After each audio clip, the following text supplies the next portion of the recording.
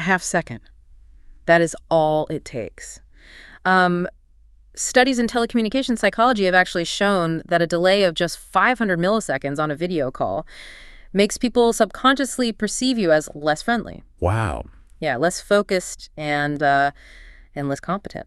So, welcome to the deep dive. Today's deep dive is for Pathlight English, and we are unpacking the hidden psychology and, well, the linguistics of the remote meeting. Right, which is so relevant right now. Absolutely. If you are a professional operating in English as a second language, specifically at that, B1 or B2 level, you already know that remote communication can feel like, well, navigating a minefield blindfolded. Oh, for sure. It's incredibly stressful. It really is.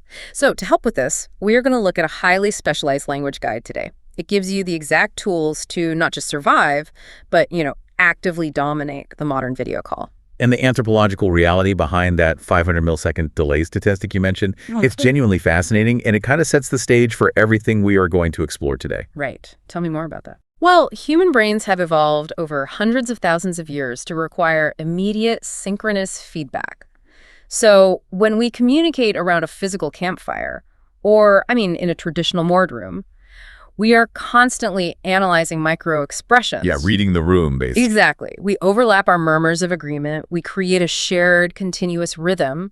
Latency, even a microscopic amount of it, just completely destroys that rhythm. It really does. It feels so jarring. It introduces this unnatural void into the conversation, and human beings instinctively fill communication voids with negative assumptions. That makes total sense.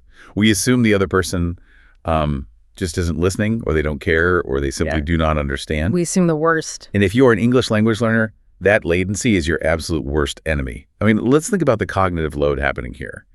You are already translating complex business concepts into a second language in real time. Which is exhausting on its own. Completely. Plus, you are listening to multiple different regional accents, all compressed through, terrible audio codecs. Yeah, the robotic voices. Exactly. Your brain is essentially a computer processor running at 99% capacity.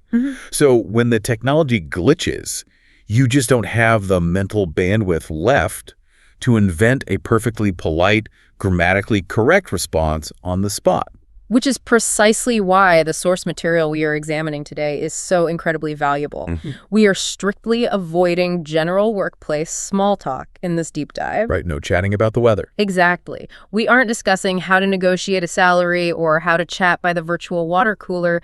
We are drilling exclusively into the most high-stakes moments of a video call, joining, interrupting, clarifying, and reporting. Because those are the moments that can make or break your professional image. Yes. The core thesis of this guide is that because you lack physical presence, and because the timing is fundamentally broken by technology, your words must act as highly engineered, pre-memorized tools. Pre-memorized tools, I like that. You don't need to be fluent in every aspect of the English language. You just need fluency in these specific mechanical transitions. I want to frame this with an analogy before we get into the exact phrases.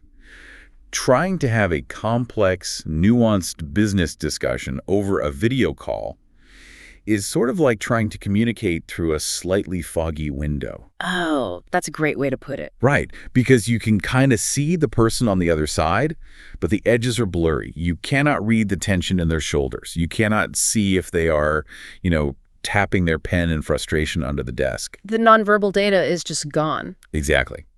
Because all of that nonverbal data is lost in the fog, the words you choose have to do double the work. They have to cut through the haze with absolute precision. They have to be incredibly sharp. Yeah. So let's trace the chronological journey of a high-stakes remote meeting, starting from the exact second you click that join link. Let's do it. Because the first 10 seconds of a video call are disproportionately critical. This is where presence is established. A first impression. Right. And yet, it is where the vast majority of professionals, native and non-native speakers alike, make their very first linguistic mistake.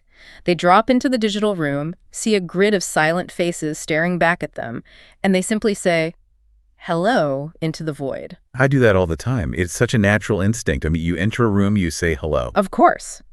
But on a video call, hello is an incredibly weak tool. It is a social greeting when what you actually need in that exact moment is a technical diagnostic. Oh, a technical diagnostic. That makes sense. Yeah. If I log in and just say, hello, someone might nod, or they might type hi in the chat, or they might just smile at their camera, but a smile does not tell me if my microphone is actually picking up my voice clearly, or if I sound like a robot underwater. Right, because you can't hear yourself the way they hear you. And this leads us to the first highly engineered phrase from our guide, which is, can everyone hear me? It seems incredibly basic, I know. It does. But let's break down the power dynamics of this specific sentence. When you ask, can everyone hear me? You are not asking for a social pleasantry. No, not at all. You are asking a direct, binary yes or no question about a physical reality. It forces someone on the other end to actually evaluate the quality of your audio, unmute their own microphone, and give you a verbal confirmation. Yes. The source material gives a great mini dialogue to illustrate this. You drop into the call and say, hi, everyone, can everyone hear me? And a colleague responds, yes, we can hear you clearly. It's so clean. You have instantly established your audio footprint. Yep. You aren't guessing if you're on mute. Exactly. Furthermore, from a psychological standpoint, asking a direct question the moment you enter the room establishes a subtle authority. I didn't even think of that. Yeah, you are managing the meeting's infrastructure from second one. You are demanding a response, and the room complies. For a B1 or B2 learner, taking control of the room in the first 5 seconds builds immense internal confidence for the rest of the hour. That is such a good point. But let's look at the dark side of that infrastructure. What happens when the answer is no? Or what happens 20 minutes into the meeting when your screen suddenly freezes, the audio sounds like a skipping record, and, well, panic sets in. It's a horrible feeling. It really is. The instinct for an English learner in a moment of panic is to revert to the absolute simplest vocabulary possible. If I am stressed, my brain just wants to yell, my Wi-Fi is bad, or my internet is broken. Right, it's a fight or flight response. Yeah, but the guide explicitly warns against this, providing a very different tool. I am having trouble with my connection. That phrase is an absolute masterclass in professional self-preservation. Let's analyze the linguistics of blame here. The linguistics of blame. Okay, I'm listening. When you say, my internet is bad or my Wi-Fi is broken, it sounds profoundly domestic.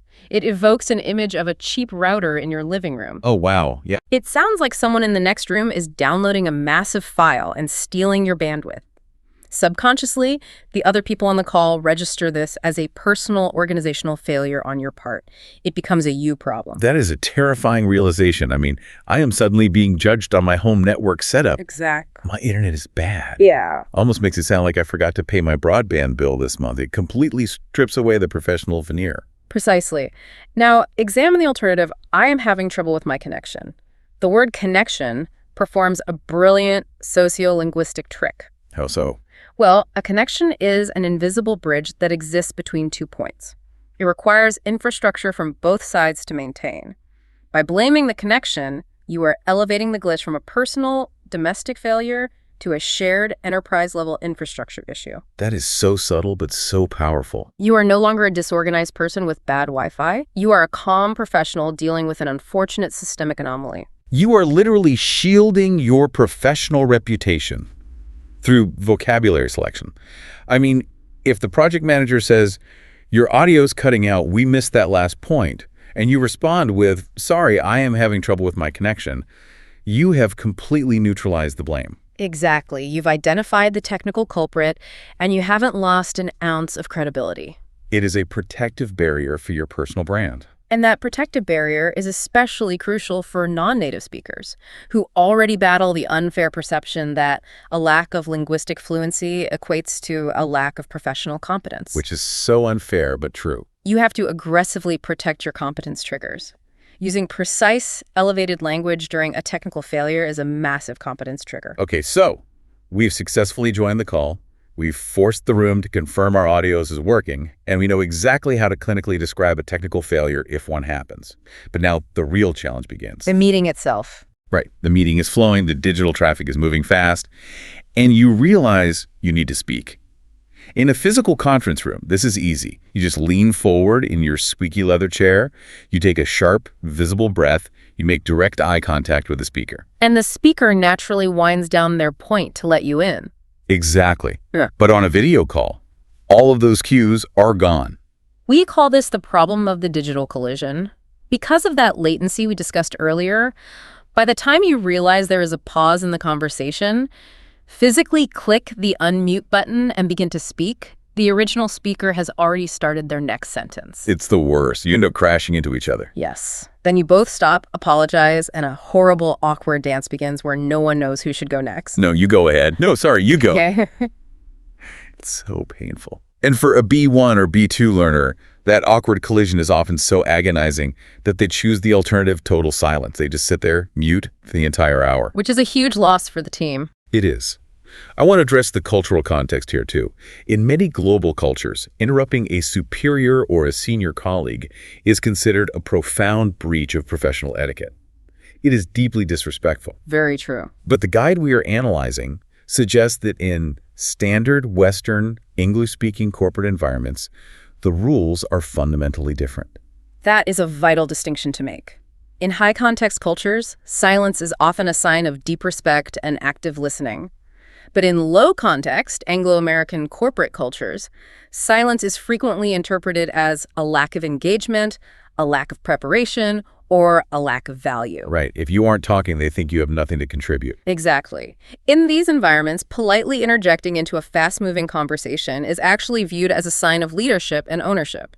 You are proving that you're deeply engaged with the material, but you need the right vehicle to merge into that traffic safely. Which brings us to the phrase, can I jump in for a second? The guide notes that jump in is a natural, slightly informal phrasal verb that has become the gold standard for standard business meetings. It's a great phrase. It is. Imagine trying to merge onto a busy, multi-lane highway. You are stuck on the on-ramp, cars are flying by at 80 miles an hour, and there's no obvious gap. You cannot just close your eyes and swerve into the lane. You have to use a technique. Or think of a game of double Dutch jump rope. Two people are swinging the ropes violently. You are standing on the outside. You have to find the rhythm, announce your movement, and jump. Yes, that's exactly it. The verb jump captures the necessary kinetic energy. You cannot slowly and timidly wade into a fast-paced video call because you will just be run over by the audio delay. So true. But the true psychological genius of this phrase is the second half, for a second. Let's look at the cognitive framing happening there. Well, if you just unmute and say, can I speak now? It feels heavy. Very heavy. It feels confrontational, almost like you were demanding to take over the entire presentation. It makes the current speaker defensive. Exactly. The human ego does not like yielding the floor, but when you append for a second, you are performing a verbal magic trick. You are promising the current speaker that you are not staging a coup. You are not going to steal the microphone and talk for 10 minutes. You are asking for a microscopic, almost imperceptible sliver of time. 1 second. Even if the reality is that your point takes 2 or 3 minutes to explain. Right. The literal duration does not actually matter. The phrase is purely social lubrication. By asking for such an absurdly small amount of time, you completely disarm the speaker's defensiveness. They don't feel threatened. Exactly. Their brain processes the request 1 second and subconsciously concludes, yes, I can afford to pause my brilliant monologue for 1 single second. They yield the floor willingly. You have successfully navigated the jump rope without tripping anyone. Let's play out the mini dialogue for this. A senior manager is wrapping up a point saying, so we really should decide on the vendor today before the end of the quarter. And you seamlessly cut the audio with, can I jump in for a second? It is smooth, it is confident, and it is entirely unthreatening. But what if the conversation is so intense or the speaker is so dominant that asking for permission isn't enough? You just need to forcibly stop the traffic. That is when you need to deploy the heavier tool in the toolkit. When a question is no longer sufficient, you have to use a declarative interruption. Sorry to interrupt, but... Now, I want to challenge the linguistics of this phrase for a second. For an English language learner trying to project confidence, apologizing feels counterintuitive. It does seem strange at first glance. Right. Why am I saying sorry? I am participating in a business meeting. I am doing my job. I haven't committed a moral wrong. I didn't spill coffee on anyone. Why must I apologize for speaking? You are touching on a fascinating quirk of the English language. We need to decouple the word sorry from the concept of genuine remorse. Okay, decouple it. How? If you accidentally step on someone's foot, you offer a moral apology. You feel bad. But in the context of a video call, sorry to interrupt, is a purely functional ceremonial apology. A functional apology. Let's dig into that. What function is it actually serving? Think about driving a car again. When you are on the highway and you decide to change lanes, you flip on your turn signal. That blinking light is not asking the other drivers for permission to move, nor is it apologizing for moving. Right. It's just a heads up. Exactly. It is a warning mechanism. It says, I'm altering the current flow of traffic, so adjust your expectations immediately. Sorry to interrupt. Is your verbal turn signal. Because you are reaching through the digital fog and abruptly grabbing the steering wheel of the meeting, the ceremonial apology softens the whiplash for everyone else. It mitigates the shock of the collision. That translates to, I acknowledge I am breaking your flow, brace yourselves. Perfectly said. That makes perfect sense. The guide, however, attaches a very stern warning to the usage of this specific phrase. It says that if you use, sorry to interrupt, but Bird, you must keep your actual interruption incredibly brief. Why is that rule so strict? Because of the social contract you just initiated with the turn signal. If you cut in front of someone on the highway using your signal, but then immediately hit your brakes and drive 10 miles an hour, the driver behind you is going to be furious. Oh, absolutely. You use the polite protocol, but you abuse the outcome. When you say sorry to interrupt, you are acknowledging that you are a temporary disruption. If you then launch into a sprawling 5-minute monologue about your weekend or a completely unrelated project, you violate the unwritten contract of the phrase. You abuse the turn signal. Exactly. You state your point, you ask your question, and you immediately hand the steering wheel back. For example, the manager says, the next step is to send the finalized file to the client. You cut in, sorry to interrupt, but which file version do you mean, V2 or V3? You get your answer, and you mute yourself again. It is surgical. Surgical is the exact word. You get in, extract the necessary data, and get out without causing a massive bleed in the meeting's momentum. And that surgical extraction brings us to the next massive hurdle of the remote meeting. Usually the precise reason you just engage your turn signal and interrupt the flow is because you are lost. Which happens to everyone. All the time. The audio cut out for 3 seconds, or the speaker used a 3-letter corporate acronym you've never heard of. Yeah. Or the instructions were terrifyingly vague. You are sitting in the digital fog, and you need clarity. This is the nexus of imposter syndrome for B1 and B2 learners, the absolute terror of looking incompetent in front of native speakers. Exactly. I want to unpack the emotional reality of this moment. If a senior director is outlining a critical project timeline, and you interrupt to say, could you clarify that? Now, does it not sound like you were daydreaming? Yeah. Doesn't it flag you as the slowest person in the digital room? That is the fear, yes. The fear is that the native speakers will roll their eyes and think, oh, their English isn't good enough to keep up. So the learner chooses silence. They choose to guess. And choosing to guess is the most catastrophic mistake you can make in modern business. Let's completely invert this misconception. We need to look at this through the lens of organizational risk management. But risk management. Staying silent when instructions are vague is not protecting your reputation. It is setting a time bomb that will detonate when you deliver the wrong work a week later. Asking for clarification does not signal linguistic weakness. It signals extreme professional rigor. How so? Walk me through the psychology of the person receiving the question. Let's look at the guide's example scenario. Speaker A, perhaps a manager, says, we need the marketing draft soon. Ooh, soon. Exactly. Soon is a lethally dangerous word in corporate English. My definition of soon might be next Friday. The manager's definition of soon might be in 45 minutes. Right, huge difference. If you say, could you clarify that? Do you mean today or tomorrow in our group? You are not proving that you failed to listen. You are proving that you listened so intensely that you identified a critical operational ambiguity. You are catching a trap before the entire team falls into it. You are demanding precision. You are forcing the speaker to be accountable for their own vague language. It actually shifts the subtle power dynamic back to you. It does. In a physical office, a manager might look around the room, see your furrowed brow, realize they were being vague, and naturally correct themselves. On a video call, surrounded by 20 tiny squares on a screen, they cannot see your furrowed brow. You have to speak up. You have to verbalize the confusion. Could you clarify that? Is the auditory equivalent of leaning across the table and saying, let's make sure we get this right. It is the mark of a highly engaged, detail-oriented professional. It is the antidote to the misunderstanding tax that remote teams pay when they have to redo projects. Now, the guide offers a second tool for this exact scenario, and it is arguably the most powerful phrase in the entire document. It takes clarification to the absolute highest level. I love this one. Just to make sure I understand. This is a phenomenal linguistic strategy. It is what communication experts refer to as the echo technique. The phrase is used immediately before repeating what you just heard back to the speaker.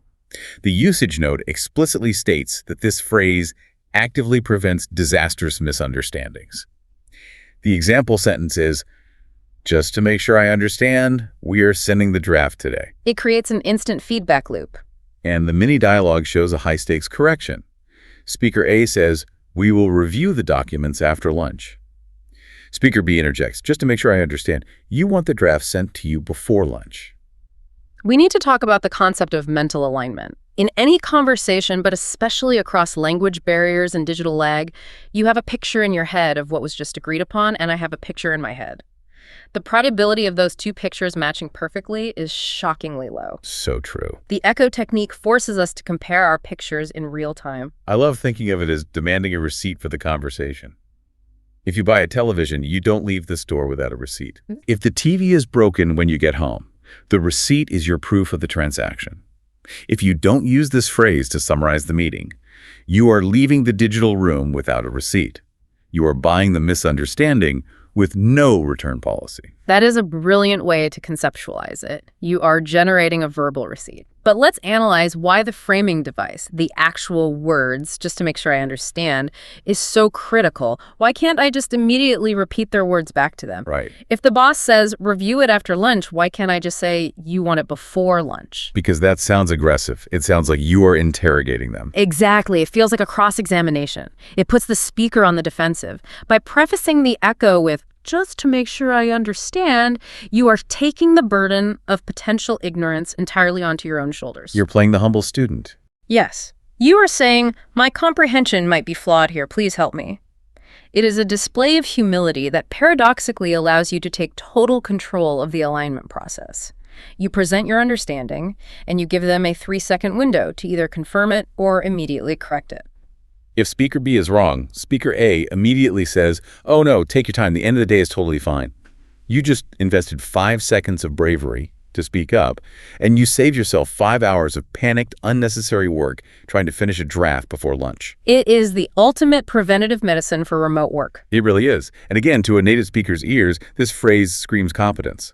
It shows you are actively synthesizing the information and taking ownership of the next steps. Exactly. Okay, let's map where we are in this hypothetical meeting.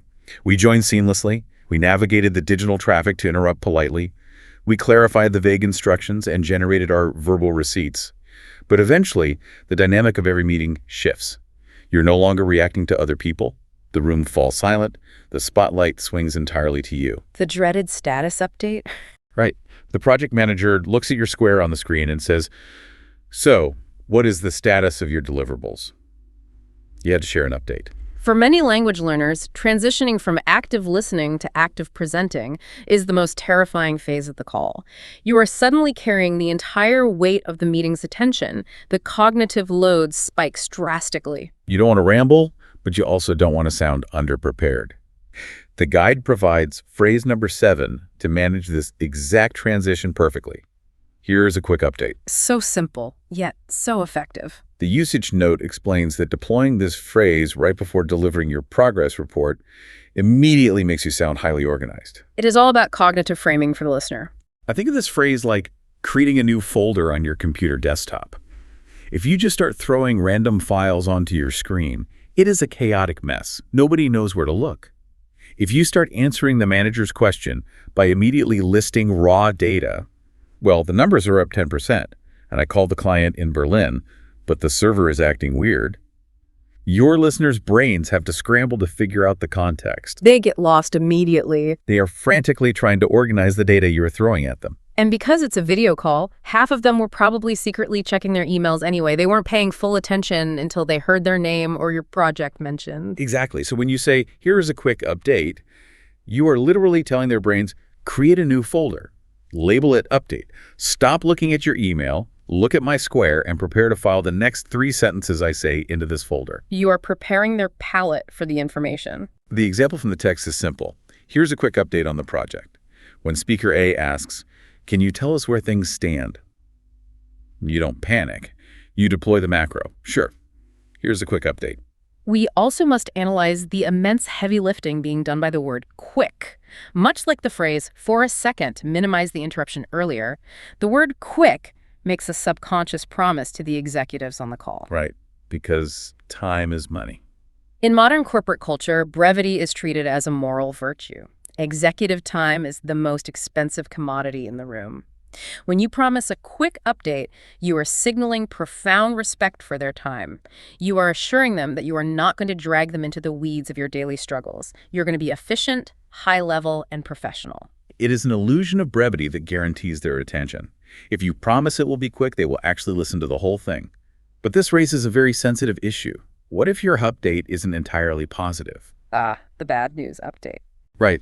What if you are blocked? Reporting a delay in a second language is a minefield. You want to explain why it isn't done, but you are terrified of sounding like you are making excuses.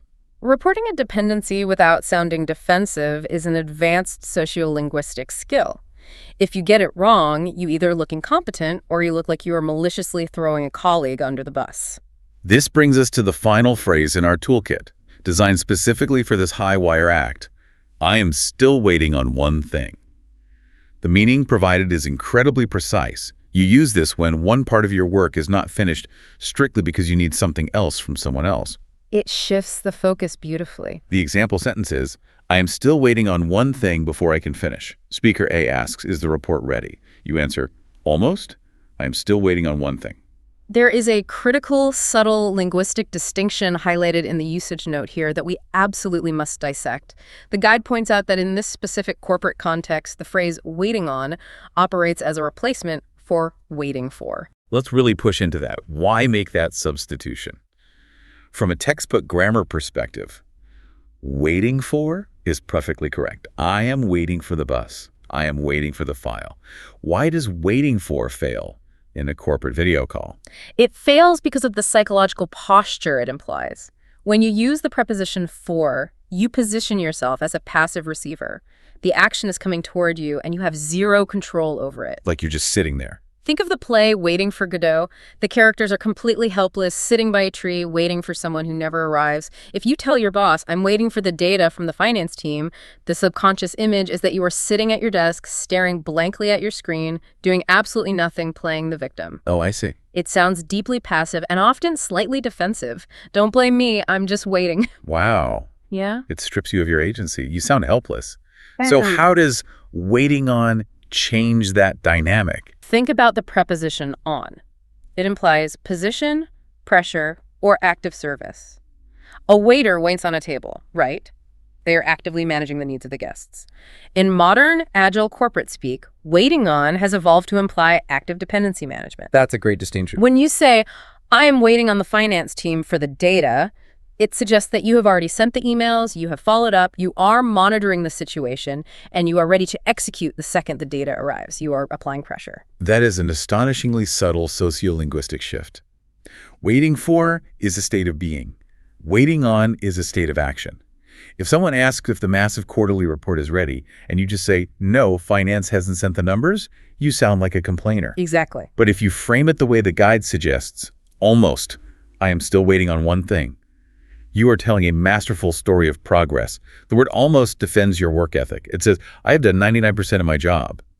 And waiting on one thing surgically flags the roadblock without naming names or sounding whiny. It protects your reputation, it informs the project manager of the bottleneck, and it maintains a completely calm, professional tone. It is the perfect diplomatic tool for a delayed deliverable. Okay, we have covered an immense amount of theoretical ground. We have analyzed the broken anthropology of the digital void, the protective linguistics of infrastructure blame, the cultural nuances of the ceremonial turn signal, the necessity of the alignment receipt, and the active posture of managing dependencies. But knowing the psychological theory behind a hammer doesn't mean you can build a house. Exactly. For a B1 or B2 language learner, passive comprehension is only the first step. In the heat of a high-stakes meeting, when the audio lags and your heart rate spikes, you will not have time to intellectually recall the sociolinguistics of the preposition on. No, you'll freeze. You need instantaneous muscle memory. You need to be able to reach into the toolkit and pull out the correct sharp phrase without thinking. So we are going to transition right now into the interactive phase of this deep dive. I like to call this the gauntlet. I love the sound of that. I am going to construct a narrative of a single, highly stressful remote meeting.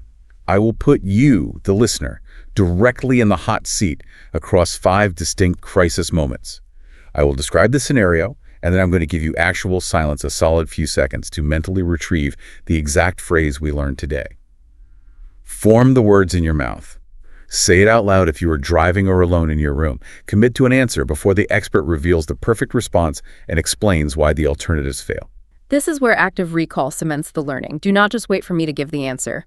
Force your brain to find the tool. Here we go. The gauntlet. Situation 1. It is 9 a.m. on a Tuesday. You are logging into the critical kickoff meeting for a new global campaign. You are using a brand new Bluetooth headset. You click the link, the Zoom window expands, and you see 6 senior colleagues staring silently at their webcams. You have no idea if your microphone is routed correctly. You unmute yourself. Do not just say hello. You need a technical diagnostic. What is the precise phrase to use? Take a second. What's the phrase? The engineered response is, "Can everyone hear me?" If you guess that, perfect. Why does "am I on?" or "hello, testing?" fail here? Because they don't demand a verbal confirmation from the grid. "Can everyone hear me?" forces someone to explicitly validate your digital presence. You own the room from the first second. Let's move to situation 2. Oh. The plot thickens. We are 20 minutes into the meeting. The director of marketing is outlining the budget. Suddenly, her voice drops an octave and sounds like a slow-motion robot. The video feed stutters and freezes. You realize your home network is failing. The director asks you a direct question, but it was garbled by the lag.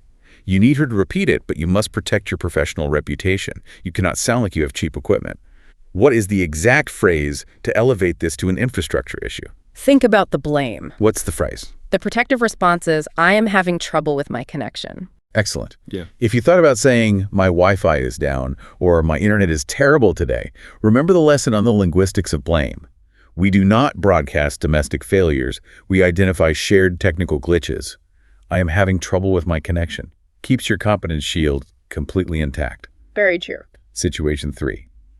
The crisis is averted. The meeting continues. However, 2 of your colleagues are now in a passionate, fast-paced debate about the launch timeline. They are talking over each other. You realize they are completely forgetting a crucial regulatory deadline, and if you don't stop them right now, the project will fail. You need to merge into this high-speed traffic. You need to disarm their defensiveness and get a sliver of time. What is the phrase to use? Remember the jump rope. What's the phrase? The disarming response is, "Can I jump in for a second?" Spot on. You didn't just yell, "Wait, stop talking." You used the kinetic verb jump to match their energy, and you deployed the psychological magic trick of "for a second" to promise the illusion of brevity. You slipped into the jump rope perfectly. Nice and easy. Situation 4. You successfully jumped in and reminded them of the regulatory problem. The manager nods, agrees, and says, "Good catch. Let's make sure we pivot the strategy to address that soon." There was that lethal corporate word, "soon." You are the one who has to execute the pivot. You cannot afford to guess what "soon" means. You need to demand precision and catch the trap before it closes. What is the phrase to use? Demand that clarity. What's the phrase? The rigorous response is, "Could you clarify that?" Brilliant. You are not demonstrating a lack of English comprehension. You are demonstrating extreme professional diligence. You followed up with, "Do you mean pivot by Friday or pivot next month?" You force the alignment and get your verbal receipt. You got it. Finally, situation 5. The meeting is wrapping up. The director looks directly at your camera feed. The room falls silent. She says, "Before we sign off, can you tell us where you are at with the vendor contracts?" The spotlight is blinding. You need to organize their attention. You need to create a cognitive folder in their brains before you list your progress. What is the phrase to use? Set up the folder. What's the phrase? The organizational response is, "Here's a quick update." Perfect. You served the appetizer, you signaled respect for their time with the word "quick," and you framed the narrative so your facts land logically.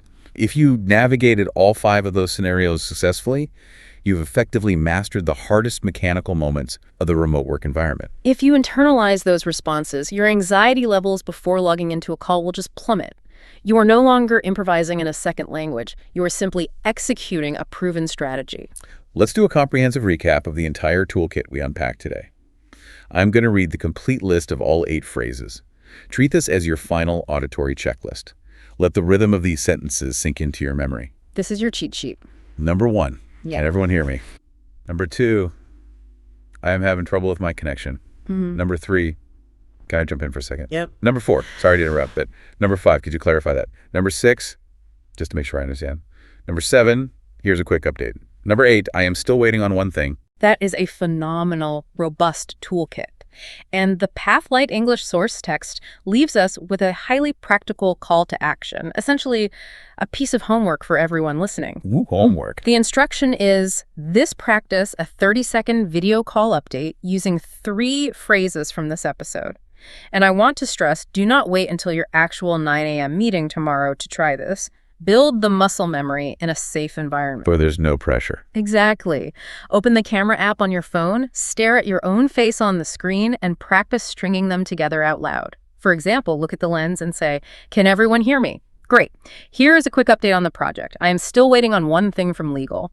Speaking the words into the physical air is what bridges the gap between passive theory and active mastery. I absolutely love that homework. Yeah. It is the difference between reading a book about swimming and actually getting into the pool. Exactly. Before we wrap up this deep dive, I want to leave you with a slightly provocative thought to ponder over your next cup of coffee. We spend an inordinate amount of time complaining about video calls. We bemoan the lag, the frozen screens, the lack of eye contact, the exhaustion of the digital fog. We all complain about it. But because video calls lack the organic, seamless flow of a physical office, they force us to be incredibly deliberate with our language. In a comfortable physical conference room, we might have been lazy. We might have relied on a nod or a vague gesture instead of verbalizing our alignment. We might never have formalized our thoughts with a phrase like, "just to make sure I understand." That's very true. So here's the question to mull over. Has the broken, glitchy imperfection of remote technology actually trained us to communicate with more rigor and precision than we ever did when we were sitting in the same physical room? That is a profound question to consider.